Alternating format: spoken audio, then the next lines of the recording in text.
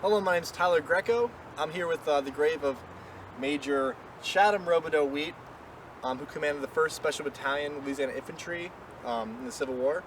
And I'm going to talk to you a little bit about the Major and his life from when he was born in 1826 to his death in 1862. So Wheat was born in 1826 in Virginia, and his father was a pastor and moved them to Maryland shortly after that. And then shortly after that, they actually moved to Illinois. And then for a few years, they stayed around Illinois area, and then eventually moved to New Orleans area in Louisiana, where Wheat spent most of his childhood. Wheat started studying law at the age of 16, and at the age of 20, joined a cavalry regiment under Winfield Scott, and he went to the Mexican-American War and fought there as a lieutenant and was promoted to a captain. After that, he returned home, studied law, until he decided to start filibustering, because Wheat, after he tasted war in Mexico, decided that that was the path he wanted to go on. Major Wheat was a very good soldier, very, very good soldier. He fought in Nicaragua, Cuba, all these different areas in South America and Central America, either A, for trying to expand slavery and manifest destiny, which he was very interested in, or B, just to go out and with his friends like William Walker, who kind of recruited him to go to Nicaragua and become a colonel down there and filibuster. Essentially what these men were doing was going down to South America and Central America and getting involved in conflicts that necessarily weren't even part of or should be part of. So they would support either guerrillas or rebels and to overthrow governments and try to sneak in their own agendas and a lot of interesting ideas like that. Wheat went on to fight in the Mexican army against Santa Anna. He was the Mexican Army's chief of artillery for a short while, and then went to Italy to fight for Garibaldi. And while he was in Italy with Garibaldi, he heard that the American Civil War was about to happen. He heard that states were seceding, so he went straight home, straight to New Orleans, and he began to try to recruit a battalion of soldiers. We originally wanted to recruit a regiment of about 1,000 men, but he couldn't. He basically started one company, Wheat's Life Guard, and they were roughly about 100 men, and he met up with a man named Alexander White, and Alexander White was recruiting a company called the Tiger Rifles. So White's Tigers, as they were known before they joined Wheat's battalion, were a company of Irish immigrants and all sorts of different immigrants and Creoles and whatnot that came together to form this band of essentially thieves and criminals and wharf rats and just like degenerates from New Orleans, who were not looked upon fondly by other men and other groups. But Wheat knew Captain White as the captain of the Magnolia, which is a steamboat that was on the Mississippi River. So he knew of him, and White certainly knew of Wheat, and they got to talking, and they decided to form a battalion with other companies around the area that were forming. So Wheat was elected the colonel of the battalion, and they were called Wheat's Special Battalion. And on paper, it was the 1st Louisiana Special Battalion. And Captain White was the captain of Company B, which was the original Tiger Rifles. And the name Tigers originated with Company B, with White's company, Thomas Adrian, in second in command.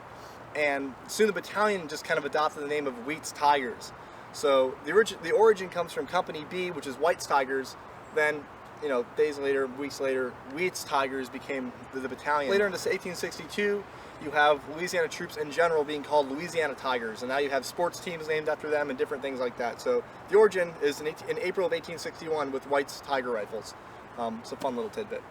So when Wheat started the battalion, he was elected colonel. They trained at Camp Walker in Louisiana, the New Orleans area, and Company B was the skirmish company of the battalion. They were issued Mississippi rifles. There was no bayonet attachment, so they were actually carrying Bowie knives with them as well, without bayonets. And A. Richards, who was one of the richest businessmen in New Orleans at the time, took a real big liking to Company B, in particular the battalion. He said that their drilling was exemplary, and that he was very impressed with their work on the field. So he elected to outfit them in a Zouave uniform, and their Zouave uniform was essentially a bastardized version of the French Zouave uniform, which ideally would be a scarlet, red fez with a turban, a blue coat with red tambon on the breast of it, Zouave vest that would match the colors of the jacket, red pantaloons, jambiers, gaiters, the whole works.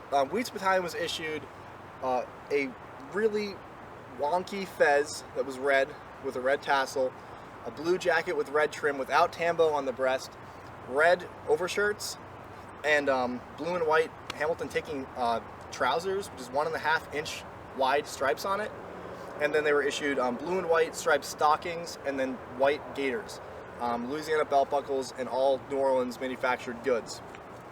So only one company in the battalion was wearing this uniform. The other 4 companies weren't wearing this uniform at all. They were wearing other different uniforms, like the Walker Guard, for example, who were just issued red overshirts and salt and pepper colored trousers with civilian hats. So as they worked their way up to Virginia into Manassas area through rail cars and marching and all these different avenues of movement, they got to the Battle of First Manassas, and it's there where they kind of made their name as Wheat's Tigers. All 5 companies, numbering about 400 and some men at this point, they took the field, and the first fire they actually received at First Manassas was from the 4th South Carolina. And in true Tiger fashion, knowing full well that other Confederates were firing at them, instead of just telling them to stop, the Louisiana Tigers turned about and actually intentionally fired at the 4th South Carolina, who wounded 2 of the men in Company B.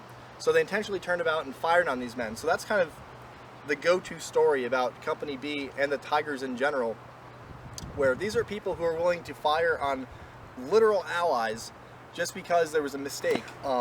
They charged the 1st and 2nd Rhode Island at First Manassas and took a lot of casualties. The battalion took over 30 casualties, which doesn't seem like a lot, but at the Battle of First Manassas, that's a lot of men to be falling for a 400-some man battalion. They actually did a Bowie knife charge, and they were throwing down their rifles and charging with Bowie knives and using the rifles as clubs because they didn't have bayonets, like I'd said. And they broke the Federal line for a little bit, but no one else came up to help them, so they had to fall back. And on the fall back, Captain White was actually hit off his horse. A shell exploded near him, or the horse was shot out from under him, and he actually fell to the ground and was concussed for the rest of the day. When the battalion reformed and tried to go back in again, Wheat was actually shot through the left lung and out under the left armpit, and he was carried off the field in a blanket and then wrapped with the battalion colors, which was the first national flag that was originally carried by the Delta Rangers, which is one of Wheat's companies in his battalion.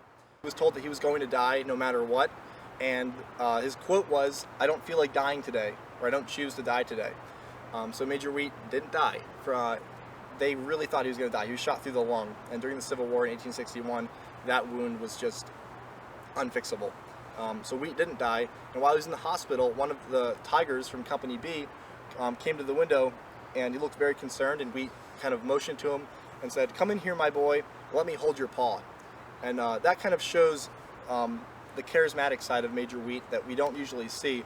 And there's a quote here from a fellow officer, and he said, describing Wheat's battalion and Wheat in general, "They required the iron hand of discipline tempered with fatherly kindness to make soldiers of them.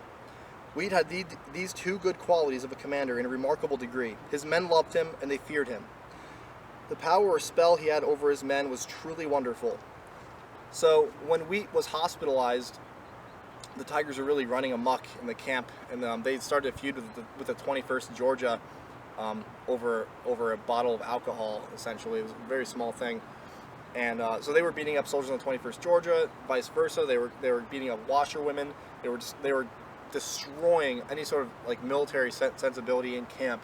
And they were a huge problem, and everyone knew they were a problem. And at one point, 2 soldiers, Dennis Corcoran and Mike O'Brien, actually clubbed an officer to try to get their friends out of jail. So these 2 men, along with other Tigers, approached this officer of the guard and clubbed him down and really hurt him. So to make an example out of these men, and to show the Army of Northern Virginia that this kind of acting is not tolerable, they actually executed Mike O'Brien and Dennis Corcoran on December 9th of 1861. After that, you see the battalion kind of assimilate more into line, and there's less incidents like that. Jumping ahead to 1862, during the Battle of Gaines' Mill, after the Valley Campaign, where Captain White was actually wounded through the abdomen, and on his record it said he was suffering from gut shot and confusion. So Captain White was out of the battalion. He would actually go on to surrender at Vicksburg, Mississippi on July 4th, 1863. With the company being commanded by Lieutenant Adrian by the time of Gaines' Mill, Major Wheat and his entire command only numbered just above 100 men. So from the original 500 men at the Battle of Gaines' Mill, on June 27th, 1862, there was just over 100 men. At the battle, the Tigers were marching through Bosun's Swamp under artillery fire, small arms fire, and all sorts of different barrages of weapons and whatnot. And Wheat, seeing that his command was in pockets and disorganized and confused, spurred his horse and yelled at the top of his lungs, "Bury me on the field, boys!"